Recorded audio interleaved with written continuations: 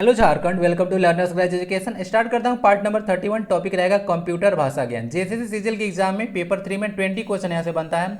एक बहुत ही लुक्रेटिव और इन्फॉर्मेटिव क्लास रहने वाला है।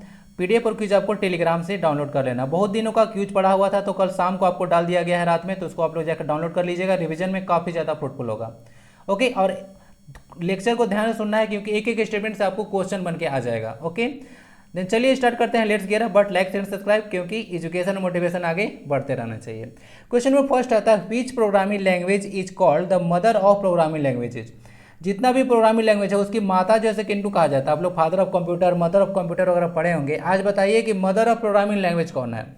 जावा, कोबोल, सी या सी प्लस प्लस?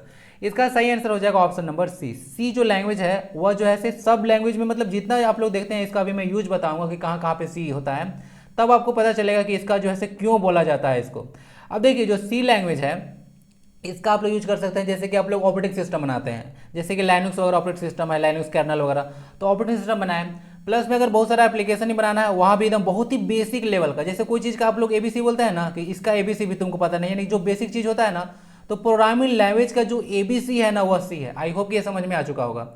तो मैं बात कर रहा था कि ऑपरेटिंग सिस्टम जो है से उसको बनाने के लिए हो गया, कोई एप्लीकेशन बनाना है, चाहे कोई और लैंग्वेज डेवलप करना है, जैसे आप लोग लैंग्वेज देख रहे हैं, जावा हो गया, कोबोल हो गया, सी प्लस प्लस, ये सब लैंग्वेज आप लोग देखते हैं अलग अलग तरह का, फोटोन वगैरह। तो ये सब लैंग्वेज को डेवलप करने में सी का बहुत बड़ा हाथ होता है। ओके, तो इस तरह से इसको अंडरस्टैंड कर सकते हैं। इसीलिए जैसे इसको जितना लैंग्वेज है उसका मदर कहा जाता है। बाकी जावा के बारे में चर्चा करना चाहूँगा, कोबोल के बारे में। ओके, जावा जो है देख लीजिएगा, इसका यूज कहाँ होता है आजकल देखिएगा। तो एक तो यूज होता है इसका कि वेब पेज जो होता है उसको डायनेमिक बनाने के लिए यूज करते हैं आप लोग, और दूसरा यूज होता है जैसे मल्टीमीडिया वेब पेजेस है उसको क्रिएट करिए, या वेब बेस्ड एप्लीकेशंस जो बनाया जाता है उसमें जावा काफ़ी ज़्यादा पॉपुलर है। मैं ये नहीं कह रहा हूँ कि सारा जैसे इसी का यूज होता है, काफ़ी ज़्यादा पॉपुलर लैंग्वेज होता है मल्टीमीडिया वेब पेज को डिजाइन करने के लिए, और जो आपका वेब बेस्ड एप्लीकेशन होता है उसको बनाने के लिए। ओके, तो ऑप्शन तो इसका आंसर तो सी हो चुका है। अब कोबोल पे चर्चा कर लेते हैं, कोबोल के बारे में। इसका तो कोबोल का एक फुल फॉर्म भी होता है, उसको बोलते हैं कॉमन बिजनेस ओरिएंटेड लैंग्वेज, और इसको जो है कॉमर्शियल पर्पस के लिए यूज किया जाता है। अब कॉमर्शियल पर्पस जैसे कि आप लोग देखे होंगे, जो अमेजन हो गया, फ्लिपकार्ट वगैरह सारे वेबसाइट्स वगैरह हैं, कॉमर्शियल साइट्स वेबसाइट्स हैं, तो ये सब जो आप लोग जो होता है उसके लिए जैसे कोबोल लैंग्वेज यूज किया जाता है। फुल फॉर्म याद रखिएगा, common business oriented language is the full form of COBOL. Let's move to the question number next. Answer is C. Which of the following is not a programming language. अब इसे बताना है कौन जो है programming language नहीं है। Fortran, pascal, COBOL या फिर एल्गोरिदम। इसका सही आंसर ऑप्शन डी हो जाए। एल्गोरिदम मतलब एक तरह का सिस्टम होता है, हर एक चीज का एक एल्गोरिदम होता है। ओके, जैसे यूट्यूब का एल्गोरिदम होता है, मैं आपको बोलता हूँ कि लाइक वगैरह किया जाए, शेयर किया जाए, तो कोई नहीं करता है, तो उसका उसको यूट्यूब देखिए कोई आदमी नहीं है कि हाँ उसको मतलब सर्च कर लेगा कि हाँ चलिए ऐसे अच्छा है बना रहा है इसको, चलो आगे बढ़ाते हैं। आप लोग लाइक शेयर और कमेंट वगैरह करते हैं, उससे पता चलता है कि हाँ अच्छी चीज़ है तो इसको बढ़ाया जाए। तो यूट्यूब का एक अपना एल्गोरिदम, एक अपना सिस्टम होता है। तो उसी तरह समझिए कि एक प्रोग्रामिंग लैंग्वेज नहीं है, एक तरह का सिस्टम होता है, न कि प्रोग्रामिंग लैंग्वेज है। ओके, ऑप्शन इसका आंसर हो गया डी। फोर्ट्रॉन एक लैंग्वेज है, इसको याद रखिएगा, बहुत ही इंपॉर्टेंट है। इसको डेवलप किया गया था जॉन बेकस के द्वारा। तो आपसे पूछते हैं कि जो फोर्ट्रॉन लैंग्वेज है उसको डेवलप कौन किए थे? जॉन बेकस किए थे, याद रखें। ये जो फोर्ट्रॉन लैंग्वेज है वो याद रख लीजिएगा साइंटिफिक पर्पस के लिए यूज किया जाता है। और जो फर्स्ट जो प्रोग्रामिंग लैंग्वेज था, ध्यान दीजिएगा, जो फर्स्ट प्रोग्रामिंग लैंग्वेज था वह फोर्ट्रॉन ही था। तो ऐसे पूछते हैं कि फर्स्ट प्रोग्रामिंग लैंग्वेज कौन थी, तो यह था फोर्ट्रॉन। ओके, चलिए कोबोल करें तो बता ही दिया, common business oriented language, commercial purpose के लिए इसका आप लोग यूज करते हैं। Answer is D. मूव करते हैं क्वेश्चन नंबर नेक्स्ट की ओर। कन्वर्ट द नंबर, यहाँ पे एक बाइनरी नंबर आपको देखने को मिल रहा होगा, into decimal system. I button पे क्लिक करें और वहाँ पे चले जाएं, binary to decimal, decimal to hexadecimal, ये जितना सारा कन्वर्सन वगैरह होता है सारा का एक कंप्लीट वीडियो क्लास लिया गया है, तो उसको जाके देख सकते हैं ताकि आइडिया हो जाए। कन्वर्ट करने के लिए क्वेश्चन आते हैं। तो एक आपका मतलब नंबर है 10,111,0,110, इसको डेसिमल में कन्वर्ट करना है। इसमें थोड़ा सा मैं यहाँ पे चर्चा कर देता हूँ, जैसे कि जितना भी नंबर है उसको थोड़ा सा दूर दूर लिख लीजिए। 10,111,111, अगेन 0,110, और यहाँ से ना आपको जीरो से स्टार्ट करना होता है। जो पावर होता है आपको, जो जीरो है, उसके बाद 10 के पावर जीरो से स्टार्ट करना होता है, बीच में प्लस का साइन होता है, उसके बाद 1 है तो 1 इंटू 10 टू पावर 1, अगेन उसके बाद देखा जाए प्लस, यहाँ से लेते चलिए 1 इंटू 10 टू पावर 1 के बाद क्या आएगा? 2 आएगा। तो इस तरह से आपको सोन बढ़ते जाना है, जितना नंबर आएगा आपको टोटल, अगर 9 नंबर होगा 9 ही नंबर है, 369, तो 8 पावर तक जाएगा। इस तरह से आपको ऐड कीजिएगा तो ऑप्शन नंबर बी आ जाएगा। कंप्लीट वीडियो जाकर देख लीजिएगा, अच्छा रहेगा। ओके, नंबर सिस्टम का पूरा कोई भी डाउट नहीं रहेगा। तो इसका आंसर हो गया बी, आंसर बी हो गया। चलिए आगे चलते हैं। What is the sum of, देखिए दो नंबर है, बाइनरी नंबर दो है। बाइनरी में सिर्फ 0 और 1 ही होता है ना, 0 और 1 ही होता है बाइनरी डिजिट में, आपको पता होगा, जिसको शॉर्ट में आपको बिट बोलते, आप लोग बिट बोलते हैं। तो यहाँ से बोला जाए तो 1101 है और यहाँ पे 1000 है, इसका बेस यहाँ पे 2 है, बाइनरी का बेस 2 होता है। तो यहाँ से इसको सम करना है। अब यहाँ पे इसको मैं चर्चा करना चाहूँगा। तो देखिए कभी भी बाइनरी डिजिट आप लोग ऐड करते हैं तो एक चीज़ याद रखें कि कभी भी 0 + 0 अगर ऐड होता है तो उसका वैल्यू 0 आता है। कभी भी 0 + 1 ऐड होगा तो उसका 1 आता है। ओके, 0 + 1 ऐड होगा तो 1 आएगा, और फिर 1 + 1 ऐड होता है, तीन ही केस तो बनेगा। अगर 0 को अगर पहले ही ऐड करें या बाद में ऐड करें, दोनों का रिजल्ट सेम ही होगा। एक आता है 1 + आप लोग 1 ऐड करें, तो 1 + 1 अगर ऐड किया जाता है तो इसका रिजल्ट होता है 0 और 1 कैरी चला जाता है। तो ये इसका कुछ सिस्टम होता है। 1 + 1 को अगर ऐड किया जाए तो कितना हो जाता है, 0 आता है और 1 कैरी चला जाता है, यानी कि अगेन लेफ्ट साइड में आपको इसको लिख देना है। तो आइए देखते हैं इस तरह से इसको अगर ऐड किया जाए जो गिवन नंबर है तो क्या आ जाएगा। लिखा जाए 1 1 0 1, अगेन 1000 है, 1 0 0 1, यहाँ से 1 और 0 क्या हो गया 1, ऐड का साइन दिया जाए, 0 0 भी 0 आ जाएगा, 1 0 बताया था अभी 1 आएगा, 1 1 ऐसे क्या आएगा 1 1 बताया था कि ऐड होगा 0 1 कैरी चला जाता है। क्लियर, तो इस तरह से होता है। तो 1 0 1 0 1 कहाँ पे ऑप्शन है 1 0 1 0 1, यहाँ पे ऑप्शन नंबर इसका बी आंसर हो जाएगा। और बेस यहाँ पे 2 लगा हुआ है, इसका बेस ऐसे 2 लगता है, ब्रैकेट में भी दिया जाता है।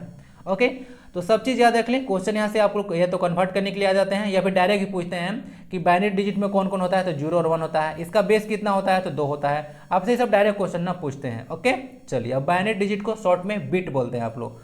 अब एक चीज़ और बताना चाहूँगा, जो बिट होता है कंप्यूटर में आप लोग जब कोई चीज़ का वर्ड का लेंथ नापते हैं, ध्यान सुनिएगा, कंप्यूटर में कोई चीज़ अगर वर्ड का लेंथ नापा जाता है उसको बिट बोला जाता है, यानी बिट में आप लोग करते हैं। लेकिन जो स्टोरेज कैपेसिटी था उसको जो अगर मेजरमेंट किया जाता है देन वहाँ पे बाइट यूज करते हैं, BYTE। ओके, एक बाइट में होता है 8 बिट्स।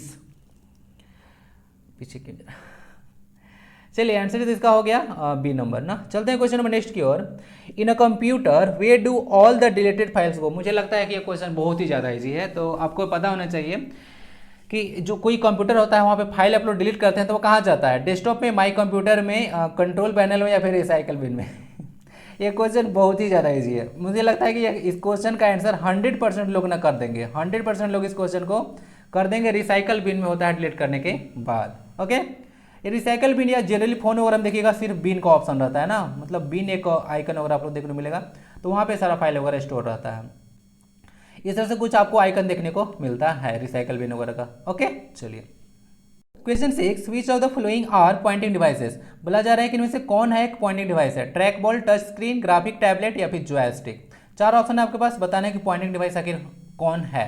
तो सबसे पहले तो पॉइंट यही क्लियर होना चाहिए कि पॉइंटिंग डिवाइस आखिर होता क्या है। जब कंप्यूटर लैपटॉप वगैरह आप लोग चलाते होंगे तो इस तरह का आइकन आप लोग को देखने को मिलता होगा। इसको आप लोग किस नाम से जानते हैं, चलिए कमेंट बॉक्स में लिखिए, 2 सेकंड के बाद देखिएगा। इसको क्या बोलते हैं, तो इसको जो है से आप लोग बोलते हैं कर्सर, सी से नाम है इसका, तो कर्सर नाम है। तो इस कर्सर को आप लोग कंप्यूटर के मॉनिटर पे left to right, up to down वगैरह जो है से घुमाना पड़ता है। अलग अलग आपको काम जब करना होगा तो इसको घुमाना पड़ता है, अप डाउन या फिर लेफ्ट राइट करना पड़ता है। तो इसको ऐसा फंक्शन कराने के लिए जिस डिवाइस का प्रयोग किया जाता है उसको आप लोग पॉइंटिंग डिवाइस कहते हैं। पॉइंट क्लियर है ना। इस कर्सर को अप डाउन लेफ्ट राइट वगैरह मूव कराने के लिए जिसका आप लोग प्रयोग करते हैं, जिस डिवाइस का प्रयोग करते हैं उसको पॉइंटिंग डिवाइस कहते हैं। अब आई होप कि पॉइंट क्लियर होगा। अब बताया जाए कि इनमें कौन एक पॉइंटिंग डिवाइस नहीं है, track ball, touch screen, graphic tablet या फिर जॉयस्टिक। इसका आंसर होगा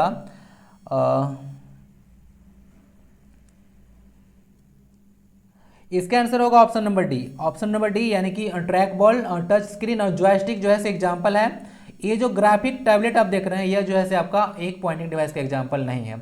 ग्राफिक टैबलेट वगैरह देखिएगा एक तरह का ग्राफिक बनाने के लिए यूज होता है, जैसे कि कोई वगैरह अगर पेन वगैरह है तो उससे अगर इस पर ग्राफिक वगैरह आप लोग बनाने के लिए यूज करते हैं। ओके, तो यह एक जो है से इनपुट डिवाइस है, लेकिन यहाँ से ये ना पॉइंटिंग डिवाइस का एग्जाम्पल नहीं है। ओके, यह पॉइंटिंग डिवाइस का एग्जाम्पल नहीं है, इसको याद रखें।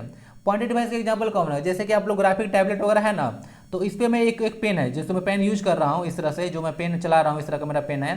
तो एक जो मेरा स्टाइलस पेन है, तो इस पेन से जो मैं लिख रहा हूँ ये जो है मेरा पॉइंटिंग डिवाइस का एग्जांपल हो जाएगा। ये जो है मेरा पॉइंटिंग डिवाइस का एग्जांपल हो जाएगा। आपका हाथ भी एक पॉइंटिंग डिवाइस जैसा काम करता है टच स्क्रीन पे।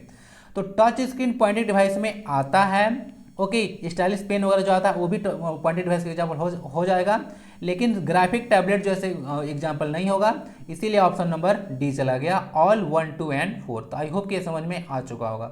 ये सारे इनपुट डिवाइसेस के एग्जाम्पल है ना, ट्रैक बॉल वगैरह और जॉयस्टिक। ओके, ग्राफिक टैबलेट भी इनपुट डिवाइसेस है, लेकिन आपका टच स्क्रीन है वह कैसा डिवाइस है? टच स्क्रीन इनपुट और आउटपुट दोनों तरह का डिवाइस होता है। क्यों? अब आपका मोबाइल फोन जो आप देख रहे हैं, समझिए, तो यहाँ पे आप लोग जो भी यहाँ पे फंक्शन वगैरह काम कर रहा हूँ, सारा चीज़ तो आपको दिख रहा होगा। प्लस में अगर आपको कुछ तुरंत फंक्शन भी करना होगा तो अपना हाथ तुरंत चलाइएगा और यहाँ पे इनपुट दे दीजिएगा।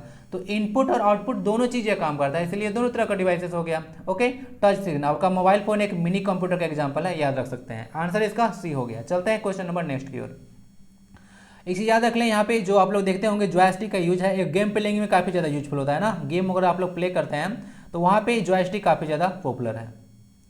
चलते हैं क्वेश्चन नंबर 7 की ओर। Which of the following is not a peripheral devices. अब देखिए, ये पेरिफेरल डिवाइसेस का एग्जांपल क्या होता है, आपको मैं बताता हूँ। कंप्यूटर के अलावा जो main computer parts of computer होता है, उसके अलावा भी कुछ पार्ट्स आप लोग ऐड करते हैं ताकि आप लोग अलग अलग फंक्शन कर सकें। फॉर एग्जांपल प्रिंटर का एग्जांपल ले लें, ओके, या फिर मैं अगर प्लॉटर का एग्जांपल ले लिया जाए, या फिर लाउड स्पीकर का एग्जांपल ले जाए, ये सब एलोंग विथ कंप्यूटर आप लोग यूज करते हैं ताकि आप लोग साउंड को सुन सकें तेज में, और या फिर प्रिंट कर सकें कोई चीज़ को। इस तरह से आप लोग जो है से, या फिर आप लोग को अगर प्लॉटर वगैरह यूज कर रहे हैं तो वहाँ पे इमेज आपको बहुत HD क्वालिटी का चाहिए वगैरह, तो उस तरह का जो है सही चीज़ करने के लिए आप लोग पेरिफेरल डिवाइसेस का यूज करते हैं। तो यहाँ पे आपको एग्जांपल बताना है कि कौन पेरिफेरल डिवाइसेस में नहीं आता है, प्रिंटर, CPU, कीबोर्ड या फिर माउस। इसका सही आंसर CPU हो जाएगा ना। CPU जैसे पेरिफेरल्स में नहीं आता है। ऐसे तो देखा जाता है कि जो कीबोर्ड और माउस होता है, CPU और मॉनिटर, 4 पार्ट में पहले ही बताया था कि ये सारे जो है से मेन पार्ट्स ऑफ कंप्यूटर में आते हैं। लेकिन कहीं कहीं देखिएगा कीबोर्ड और माउस को भी जो है से पेरिफेरल्स में डाल दिया जाता है, क्योंकि कंप्यूटर के अंदर में नहीं होता है, इसको बाहर से हम लोग लगाते हैं अलग अलग फंक्शन को करने के लिए। तो इस तरह से आप लोग याद रख सकते हैं, पेरिफेरल में CPU नहीं होता है। CPU को आप लोग ब्रेन ऑफ कंप्यूटर बोलते हैं। इसका 3 पार्ट होता है। 3 पार्ट कौन कौन होता है? एक मेमोरी यूनिट होता है, एक कंट्रोल यूनिट होता है, एक अरिथमेटिक लॉजिक यूनिट होता है। तो सबके लास्ट में यू है। मेमोरी यूनिट स्टोरेज का काम करता है। कंट्रोल यूनिट जितना भी डेटा वगैरह आप लोग उसको देते हैं, उसको इधर उधर सेंड करने का सारा मैंने कंट्रोलिंग का काम इसी के पास होता है। और अरिथमेटिक लॉजिक यूनिट जो होता है CPU का पार्ट, वो क्या करता है, जो कंप्यूटर के लिए जितना भी मैथमेटिकल या लॉजिकल कैलकुलेशन होता है वह सारा यह काम करता है। आंसर इसका बी हो चुका है। बाकी देख लीजिएगा, कीबोर्ड और माउस जो है से इनपुट डिवाइस के एग्जांपल है, प्रिंटर आउटपुट डिवाइस के एग्जांपल है, और CPU वगैरह ये सब इनपुट आउटपुट में नहीं आता है ना, ये ब्रेन ऑफ कंप्यूटर है। Okay, CPU central processing unit, full form तो पता ही होगा। चलिए चलते हैं क्वेश्चन नंबर नेक्स्ट की ओर। The process of putting data in storage location is called. अब क्वेश्चन को थोड़ा सा ध्यान से देखिएगा इसको, कि एक ऐसा प्रोसेस जिसमें आप लोग क्या करते हैं, डेटा को कहीं पुट करते हैं किसी स्टोरेज लोकेशन में। कहने का मतलब कि डेटा मान लेते हैं कि अभी यहाँ पे है, यहाँ पे है कोई एक स्टोरेज यहाँ पे है, ठीक है, SD कार्ड वगैरह, ठीक है। तो यहाँ से डेटा को यहाँ पर रखने का प्रोसेस को आप लोग क्या बोलते हैं, ये क्वेश्चन बोला जा रहा है। तो इसको आप लोग ना बोलते हैं राइटिंग। क्या बोलते हैं इसको? आप लोग राइटिंग के नाम से जानते हैं। क्लियर? अब देखिए, कंप्यूटर अब जो नॉर्मल आप लोग होता है उसका रीडिंग और राइटिंग थोड़ा सा प्रोसेस अलग होता है। तो ये तो प्रोसेस में बता दिया कि कहीं एक स्टोरेज लोकेशन में डेटा को सेव करने का प्रोसेस को आप लोग राइटिंग बोल दिए। रीडिंग भी एक तरह का कुछ इसी तरह का प्रोसेस होता है, जैसे समझिए रीडिंग प्रोसेस, हाँ, रीडिंग प्रोसेस है कि मान लेते हैं, इरेज करता हूँ इसको, समझ गया ना। अब देखिए इरेज किया जाता है। अब देखिए, मान लेते हैं कि कंप्यूटर है, ओके, और वहाँ पे कहीं से हम डेटा को ला रहे हैं, कहीं से डेटा को ला रहे हैं, और उस डेटा को कंप्यूटर की वोलाटाइल मेमोरी को दे रहे हैं ताकि वह प्रोसेसिंग कर सके। पता है ना, कंप्यूटर जिस फंक्शन करता है उसमें उसका वोलाटाइल मेमोरी काम करता है, ठीक है, यानी कि रैम काम करता है। तो आप लोग इनडायरेक्टली अगर बोल सकते हैं कि रैम को आप लोग जो है से कुछ डेटा देते हैं ताकि वो फंक्शन कर सके, तो उस प्रोसेस को रीडिंग कहा जाता है। तो रीडिंग और राइटिंग क्या होता है अच्छे से बता दिया, समझ लीजिएगा। नॉर्मल आप लोग रीडिंग और राइटिंग करते हैं, उससे कंप्यूटर का रीडिंग राइटिंग थोड़ा सा डिफरेंट, थोड़ा क्या पूरा ही डिफरेंट है, टोटली डिफरेंट है। ओके, चलिए आंसर इसका बी हो चुका है ना। चलिए, एक हैंड शेकिंग प्रोसेस होता है, आप लोग को बताता हूँ। हैंड शेकिंग है ना, हाँ, जैसे कि मान लेते हैं कि बहुत सारे नेटवर्क डिवाइसेस, मैं एक टावर यहाँ पे लगा दिया, टावर छोड़िए नेटवर्क है, कहीं से ये दूसरा नेटवर्क है। तो ये नेटवर्क के बीच में जो है से रिलेशनशिप एक तरह के इस्टेब्लिश करने के लिए, ओके, या कम्युनिकेशन को इस्टेब्लिश करने के लिए हैंड शेकिंग का प्रयोग किया जाता है। आप लोग हैंड शेक कब करते हैं? एक आदमी दूसरा आदमी से हैंड शेक करता है तो इसका मतलब दोनों के बीच में मिलाप होता है। तो इस तरह से नेटवर्क के बीच में जो है से रिलेशन इस्टेब्लिश करने के लिए या उसको कनेक्शन को इस्टेब्लिश करने के लिए यहाँ पे हैंड शेकिंग का यूज किया जाता है। आई होप कि ये सारे पॉइंट्स क्लियर होगा। जो क्वेश्चन था 8, इसका आंसर हो गया ऑप्शन नंबर बी। तो राइटिंग क्या होता है, रीडिंग क्या होता है, अच्छे समझा दिया। नहीं समझ में आया फिर से देख लीजिए, फिर भी नहीं आएगा कमेंट बॉक्स में बताइए, उसके बाद तो आ ही जाएगा, क्योंकि पुनः से डाउट क्लियर कर दिया जाएगा। पूछने में शर्मा नहीं है, अगर समझ में नहीं आता है तो पूछ लेना है। ओके ठीक है, आप लोग का अगर एक भी इंसान को समझ में नहीं आता तो पूछ सकते हैं, ऐसा नहीं है। एक भी इंसान को समझ नहीं आएगा तो उसका भी ऐसे निवारण किया जाएगा। MS word is an example of. और हाँ, एक चीज़ बात और करना था, आप लोग का क्यूज का टाइमिंग ना मॉर्निंग में कर दिया हूँ, तो अब सुबह में क्यूज आप लोग को देखने लगा, रात में जो क्यूज होता था अब रात में नहीं होगा, सुबह में आप लोग को बिफोर 6 AM जो है से आपको क्यूज मिल जाएगा। तो एंजॉय कीजिए, सुबह में ही ऐसे लोग भी है ना, तो सुबह में ही क्यूज ला कर देते हैं। रात को 10-11 बजे मैं पोस्ट करता हूँ तो लोग उतना देते नहीं हैं, क्योंकि रात में सब सो जाते हैं, ठीक है, या फिर कुछ और काम होता होगा, अपना अपना जाने सब। चलते हैं तो क्वेश्चन में देखते हैं एमएस वर्ड। एमएस वर्ड का तो नाम सुने होंगे, 1000 बार आपको मैं बता चुका हूँ ये क्वेश्चन को, कि एमएस वर्ड जैसे किसका एग्जांपल है, एप्लीकेशन सॉफ्टवेयर, कंपाइलर का एग्जांपल है, ऑपरेटिंग सिस्टम है या फिर सिस्टम सॉफ्टवेयर है। एमएस वर्ड जो है एक जो है एप्लीकेशन सॉफ्टवेयर एग्जांपल है। आपको मैं बताया था कि एप्लीकेशन सॉफ्टवेयर एक ऐसा सॉफ्टवेयर होता है जो कि एक पार्टिकुलर पर्पस के लिए डिजाइन या डेवलप किया जाता है। जितना भी एग्जाम्पल देखिए, जैसे कि एमएस वर्ड हो गया, एमएस पावर पॉइंट हो गया, एमएस एक्सेल हो गया, वन ड्राइव वगैरह हो गया, सारा ये सब है कोई एक पार्टिकुलर पर्पस के लिए है। तो ये सब एक एप्लीकेशन होता है। जैसे मोबाइल फोन में आप लोग गूगल प्ले स्टोर से बहुत सारी डाउनलोड कर लिए, टिकटॉक डाउनलोड कर लिए, व्हाट्सअप डाउनलोड कर लिए, और भी पता नहीं क्या क्या डाउनलोड कर लिए, ठीक है। जिस समय एप्लीकेशन बनाऊंगा तो उसको भी आप लोग डाउनलोड कर लीजिएगा। तो वह एक पार्टिकुलर पर्पस के लिए है, यानी कि एप्लीकेशन है। तो सारा जैसे एप्लीकेशन सॉफ्टवेयर के एग्जाम्पल आता है ना। चलिए, बाकी कंपाइलर ऑपरेटिंग सिस्टम क्या होता है, ऑपरेटिंग सिस्टम के नाम में ही सिस्टम है, इसका मतलब यह है कि एक सिस्टम सॉफ्टवेयर का एग्जाम्पल है। यहाँ तक कि कंपाइलर भी एक सिस्टम सॉफ्टवेयर का एग्जाम्पल है। 3 चीज बताया था आपको, असेंबलर, कंपाइलर, और एक कौन था, कौन गया, एक होता है असेंबलर, असेंबलर, कंपाइलर, और एक कौन चला गया पीछे जो देखिए ऐसे भूल जाता हूँ, असेंबलर, कंपाइलर, और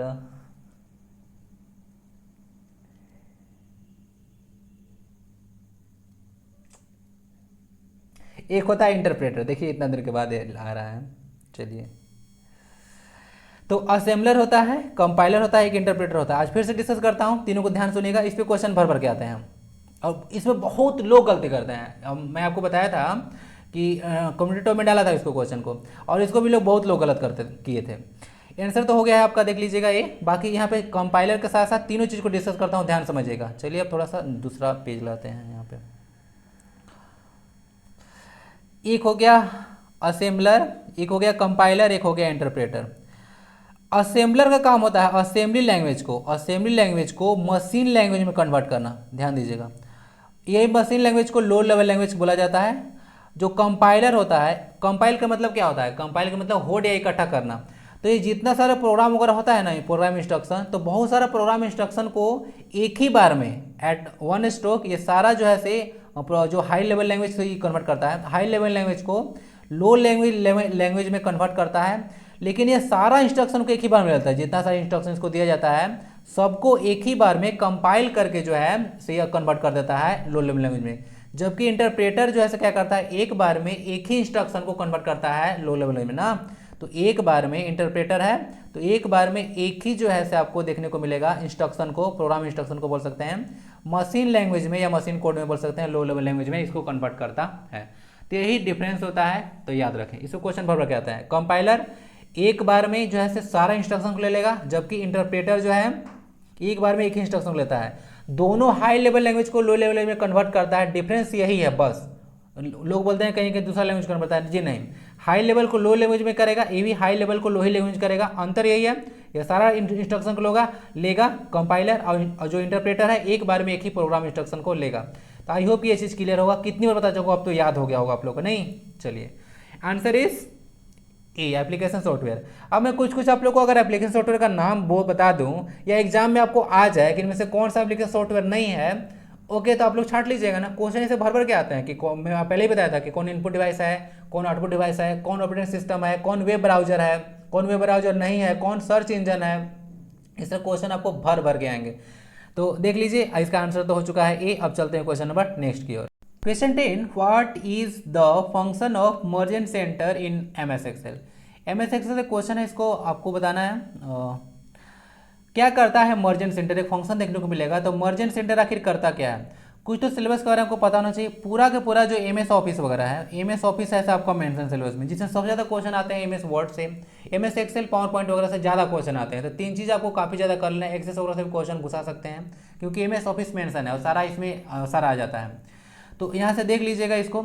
और बाकी आप लोग ऑपरेटिंग सिस्टम मेंशन है, तो ऑपरेटिंग सिस्टम से आपको भर भर क्वेश्चन देखने को मिलेगा। और प्लस में जो इंटरनेट वगैरह से रिलेटेड जो आप लोग देखते होंगे बहुत सारा डिवाइसेस होता है, वो भी आपको सिलेबस में मेंशन है। तो सिलेबस आपको कम से कम पता होना चाहिए। तो क्वेश्चन को देखते हैं कि एक आपको MS एक्सेल में, जो कि क्या है, MS एक्सेल पहले तो एक एप्लीकेशन सॉफ्टवेयर है। दूसरी बात यह डेटा प्रोसेसिंग सॉफ्टवेयर है। बहुत सारा कैलकुलेशन वगैरह करने के लिए, टेबल चार्ट्स वगैरह बनाने के लिए इसका यूज किया जाता है MS एक्सेल। आजकल बहुत मार्केट में डिमांड है। 3 चीज़ आता है ना, अगर MS वर्ड वगैरह आता है, पावर पॉइंट आता है, एक्सेल आता है, तो आप लोग मार्केट में भूखे नहीं मरिएगा। भूखे का मरिएगा, बहुत ज़्यादा आप लोग बिजनेस कर सकते हैं अगर 3 चीज़ आता है तो it adds numeric values from 2 cells. और आप लोग को अगर ये सब चीज़ करना होता है तो इसको देखिए पहले से ही कर लीजिए, और अगर नहीं किए हैं तो अभी आप लोग कर सकते हैं शुरू, और दूसरों लोग को इनकरेज भी कर लीजिए। इस सब का मार्केट आने वाला फ्यूचर में बहुत ज़्यादा होने वाला है। तो बहुत सारा सब चीज़ तो आपको कंप्यूटराइज होने वाला है, तो इस सब का मार्केट बहुत ज़्यादा खुलेगा। तो लोगों को, आप लोग जो छोटे भाई बहन होंगे उनको इनकरेज भी कीजिए कि इस सब में अपना स्किल वगैरह को थोड़ा डेवलप करें। ओके, चलते हैं क्वेश्चन नंबर फर्स्ट की ओर। It adds numeric values from 2 cells. बोला जा रहा है कि जो मर्जेंट सेंटर है वह क्या करता है कि 2 सेल से जो है से न्यूमरिक वैल्यू को ऐड करता है।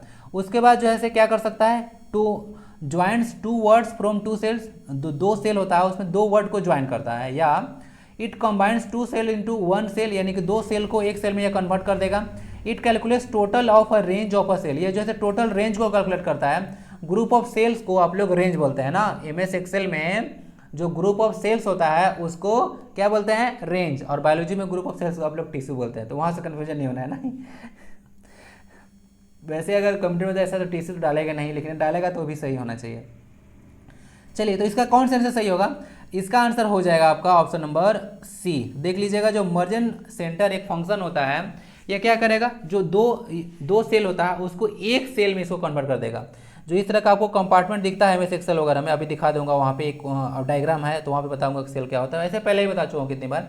तो इसको आप लोग सेल बोलते हैं। और बहुत सारा जब सेल मिल जाता है ना तो इसको रेंज बोला जाता है ना। चलिए,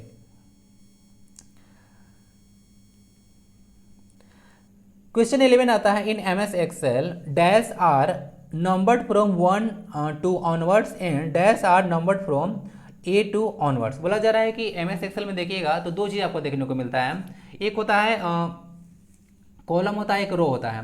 तो आपको बोला जा रहा है कि जिसको एक या 2 3 4 इस तरह से एक और उसके बाद नंबर किया जाता है, यानी कि 1 2 3 4, और दूसरा नंबर किया जाता है ABCD वगैरह।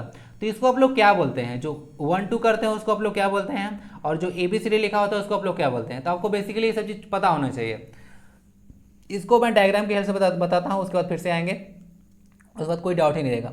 यहाँ से देख सकते हैं कि MS एक्सेल का एक सीट आप लोग को देखने को मिल रहा होगा, MS एक्सेल का। तो यहाँ पे देख सकते हैं, जो आप लोग को दिख रहा है A B C D E F और G वगैरह दिख रहा होगा, टोटल 7 यहाँ पे कॉलम्स हैं। ठीक है, आप लोग पीरियड टेबल तो पढ़े होंगे जी, पीरियड टेबल पढ़े होंगे। तो वहाँ पे 18 ग्रुप्स है, पीरियड टेबल में 18 ग्रुप्स है और 7 रोज है ना। तो वहाँ से समझिएगा कि इस तरह से जो होता है इसको आप लोग क्या बोलते हैं, इसको आप लोग कॉलम बोला जाता है। तो कॉलम के ना आप लोग देखिएगा अल्फाबेट से डिनोट किया जाता है, ABCD से डिनोट किया जाता है। और जो रो होता है उसको नंबरिंग किया जाता है 1 2 3 एंड सो ऑन। समझ गए? तो ये समझ लीजिए, यहाँ से जो रो होता है उसको नंबर किया जाता है, जो कॉलम होता है उसको कोई जो है से अलजेब्रिक टर्म लिखा जाता है, ABCD वगैरह। तो इस तरह से आंसर क्या हो जाएगा? इस तरह से इसका आंसर हो जाएगा रोज एंड कॉलम। यहाँ से पूछा था आपको, नंबर किया गया पहले और उसके बाद जो है से ए बोला गया, उसके बाद ऑनवर्ड्स करने का मतलब है ABCD वगैरह ना। तो आंसर इसका डी होगा। मुझे नहीं लगता है क्वेश्चन में आपको समझ में नहीं आया होगा, आ चुका होगा अच्छा से। ओके, कॉलम को आप लोग ABCD से डिनोट करना है और रो को 1 2 3 से डिनोट कर किया जाता है MS एक्सेल में। ये MS एक्सेल का एक सीट है। हाँ, वहाँ पे मैं चर्चा कर रहा था कि सेल आखिर क्या होता है। तो इस तरह का जो कंपार्टमेंट दिख रहा है ना यहाँ पे इस तरह का, उसी को आप लोग सेल के नाम से जानते हैं ना। चलिए, यही सेल है, इस सेल ये इसका है। ओके, चलते हैं। और यहाँ पे फार्मूला बार वगैरह भी देखने को मिलेगा। तो फार्मूला बार हमेशा जो है से आपको इक्वल टू, जो फार्मूला होता है वह जो है से इक्वल टू साइन से शुरू होता है। चलते हैं क्वेश्चन नंबर 12 की ओर। Which of the following is a database management system. Database management system का एग्जांपल कौन है? तो वही इसका MS एक्सेस जो है से आंसर हो जाएगा। MS एक्सेस जो है से एक डेटाबेस मैनेजमेंट सिस्टम का एग्जांपल है, इससे भी याद रखें। बाकी चारों चीज़ के बारे में बताता हूँ। MS वर्ड जो है से आपका वर्ड प्रोसेसिंग सॉफ्टवेयर वगैरह है। क्या है? वर्ड प्रोसेसिंग सॉफ्टवेयर है। और क्या सॉफ्टवेयर है? एप्लीकेशन सॉफ्टवेयर है। इसमें पूछेगा आप लोग को बहुत सारा वर्ड्स वगैरह लिखना वगैरह है, या टेस्ट सीरीज वगैरह तैयार वगैरह करना है, तो वो किसका यूज करेंगे? तो वहाँ MS वर्ड का। रेज्यूम बनाने के लिए भी जो है रेज्यूमे बनाने के लिए भी आप लोग MS वर्ड का यूज करते हैं। MS पावर पॉइंट जो है आपका एक प्रेजेंटिंग सॉफ्टवेयर है। जो आप लोग लेक्चर देख रहे हैं ये सारा आपको एम एस पावर पॉइंट में ही से बनाया गया है। तो एम एस पावर पॉइंट को आप लोग क्या बोलते हैं, एक प्रेजेंटिंग सॉफ्टवेयर होता है। और एम एस एक्सेल क्या होता है, अभी मैं चर्चा किया था कुछ देर पहले कि एक डेटा प्रोसेसिंग सॉफ्टवेयर होता है, चार्ट वगैरह बनाने के लिए, टेबल वगैरह को क्रिएट करने के लिए। तो बहुत ही इसका एक काम होता है। अब एक्सेस क्या है, एक डेटाबेस मैनेजमेंट सिस्टम होता है। डेटाबेस मैनेजमेंट सिस्टम को इन शॉर्ट आप लोग DBMS के नाम से जानते हैं। तो कभी अगर पूछ दे कि DBMS का फुल फॉर्म क्या होता है तो ऊपर नीचे नहीं देखना है, ठीक है, सीधे आंसर लगाना है और चले आना है। तो क्वेश्चन नंबर 13 पे आते हैं, the presentation pages in MS PPT is called. अब देखिए उसी से क्वेश्चन आ गया कि जो आप प्रेजेंटेशन पेज देख रहे हैं, जैसे कि अभी देखिए, जैसे कि मैं लेफ्ट यहाँ पे किया तो आप लोग को ई पेज देख रहा होगा, आगे पेज हो गया, एक सेम पेज था, एक आगे का पेज आ गया। ओके, तो इस तरह का जो पेज आप देख रहे हैं तो इसको आप लोग किस नाम से जानते हैं, जो आप प्रेजेंटेशन पेजेज है MS पावर पॉइंट में, शॉर्ट में लिखा जाता है MS PPT। Document, worksheet, workbook या फिर स्लाइड। इसको ध्यान से देखा जाए, इसको आप लोग स्लाइड बोलते हैं, इसको स्लाइड के नाम से जाना जाता है। अगर MS पावर पॉइंट में किसी एक पेज होता है इस तरह का, इसको स्लाइड के नाम से जाना जाता है। जबकि यहाँ पे वर्कशीट वगैरह है, आप लोग जब कोई काम करते हैं MS एक्सेल वगैरह में, तो MS एक्सेल में, MS एक्सेल के जो पेज वगैरह होता है वहाँ पे उसको आप लोग सीट के नाम से या वर्कशीट के नाम से आप लोग नाम से जानते हैं। और बाकी ग्रुप ऑफ वर्कशीट को वर्क बुक बोला जाता है, यानी कि बहुत सारा अगर वर्कशीट वगैरह है तो उसको मिलाकर वर्क बुक बन जाता है। सिंपल सी बात है ना, आप लोग समझिए कि आप लोग को 4, 5, 10 या 20 सीट दे दिया गया, तो उसको आप लोग कंपाइल करके एक पिन मार दिए, हो गया बुक, समझिए। तो उस तरह से है, से यहाँ से वर्कबुक बन गया। तो वर्कशीट के ग्रुप को वर्कबुक बोला जाता है। MS पावर पॉइंट के जो पेज आप लोग देख रहे हैं उसको स्लाइड बोला जाता है। तो मैं बोलता भी हूँ कि मूव करते हैं नेक्स्ट स्लाइड पे। ओके, चलिए, क्योंकि ये प्रेजेंटेशन सॉफ्टवेयर है। हाँ जी, तो एक चीज़ याद रख लीजिएगा, यहाँ तो मैं चीज़ बता दिया कि ग्रुप ऑफ वर्कशीट को वर्कबुक बोला जाता है, लेकिन अगर ग्रुप ऑफ स्लाइड को बोल दे तो क्या नाम बोलेंगे, तो ग्रुप ऑफ स्लाइड को जो है से स्लाइड डेक के नाम से जाना जाता है। ये टर्म आपके लिए इंपॉर्टेंट है, याद रखें, स्लाइड डेक के नाम से जाना जाता है। JSSC और JPSC का ना कुछ गारंटी नहीं रहता है। कोई बड़े बड़े सर का देखिएगा जो बहुत ही फेमस सर हैं, तो उन लोग का जो है सुनिएगा आप लोग तो बोलते हैं कि JPSC का तो कुछ पता ही नहीं चलता है सिलेबस वगैरह का। झारखंड का भी यही हाल है, आप लोग का सिलेबस इतना ब्रॉड करके देता है ना कि पता नहीं चलता है। ध्यान से किया कीजिएगा, झारखंड बोर्ड का तैयारी वगैरह कर रहे हैं या फिर JPSC का तैयारी कर रहे हैं, ध्यान से रखिएगा। आंसर इसका डी हो गया। चलते हैं क्वेश्चन 14 की ओर। Which of the following is used for creating a table in MS Access. बोला जा रहा है कि MS एक्सेस के बारे में बात है, तो वहाँ पे अगर टेबल क्रिएट करना है तो किसका यूज करेंगे, using wizard, using design, using date sheet या फिर all of the above. Answer इसका डी हो जाएगा। आप लोग को टेबल अगर क्रिएट करना होता है MS एक्सेस में तो सबका यूज कर सकते हैं, विजार्ड का, डिजाइन का, डेट शीट वगैरह का यूज किया जा सकता है। MS एक्सेस अगेन जो है या किसके द्वारा है, MS का मतलब होता है माइक्रोसॉफ्ट। क्या होता है, माइक्रोसॉफ्ट। तो माइक्रोसॉफ्ट के द्वारा ये डेवलप किया हुआ एक एप्लीकेशन सॉफ्टवेयर है MS एक्सेस, जहाँ पर आप लोग ये सारा काम वगैरह को बहुत सारा चीज़ कर सकते हैं। डेटाबेस मैनेजमेंट सॉफ्टवेयर आप लोग देखने को मिलेगा। आप लोग को अगर टेबल बनाना है तो सबका यूज कर सकते हैं। Question 15, what is the shortcut key for adding new slide in MS PowerPoint. MS PowerPoint में अगर नया स्लाइड को ऐड करना है तो उसके लिए शॉर्टकट की क्या होता है, Ctrl+N, Alt+H, Ctrl+Q या फिर Alt+W। सबको देख लीजिएगा, सारा यहाँ पे चारों के चारों आपको पता चल जाएगा। इसका जो सही आंसर हो जाएगा Ctrl+N। तो न्यू स्लाइड या न्यू प्रेजेंटेशन आपको डालना है, प्रेजेंटेशन स्लाइड, तो वहाँ पे MS पावर पॉइंट में Ctrl+N दबाना होता है, न्यू स्लाइड ऐड हो जाता है। क्लियर, ध्यान रखिएगा, आंसर इसका ये होगा। बाकी सारे ऑप्शन को भी क्लियर करता हूँ। MS पावर पॉइंट को देख लीजिएगा, इन्वेंट कौन किए थे, अभी मैं MS पावर पॉइंट बता दिया, कभी मैं MS वर्ड बता दूंगा। तो ध्यान से रखिए, हर एक लेक्चर को अगर चेकआउट कीजिएगा तो सब जो है धीरे धीरे मिल जाएगा।